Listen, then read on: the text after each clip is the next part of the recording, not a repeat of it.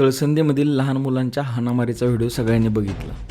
खरं तर सांगायचं म्हणजे एका छोट्या मुलाचं रडणं ऐकूनही जग थांबतं, पण इथे हॉस्टेलमध्ये त्या रडण्यावर बेलचा आवाज, बॅटचा आवाज.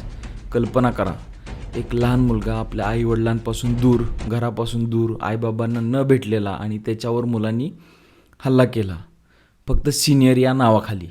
बरोबर, ही शाळा आहे का कुस्त्याचा आखाडा आहे चेक करायला पाहिजे. हॉस्टेलमध्ये लहान मुलांना शिकवायला ठेवतात की पट्ट्याने मारायला ठेवतात? घटना झाली, पण प्रश्न असा आहे की त्यावेळी रेक्टर कुठे होता? हॉस्टेलमध्ये सिक्युरिटी होती का नाही?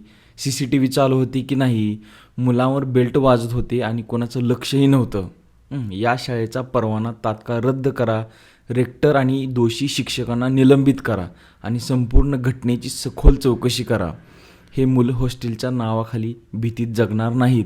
आता त्यांना पण कुठेतरी न्याय मिळाला पाहिजे. ज्या आईवडिलांनी लहानाचं मोठं केलं, कधी हात न उचलणारे, आज त्या मुलांना ती मुलं बेल्टने, बॅटने मारत होती, डोक्यात मारत होती.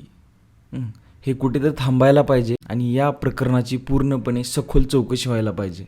धन्यवाद.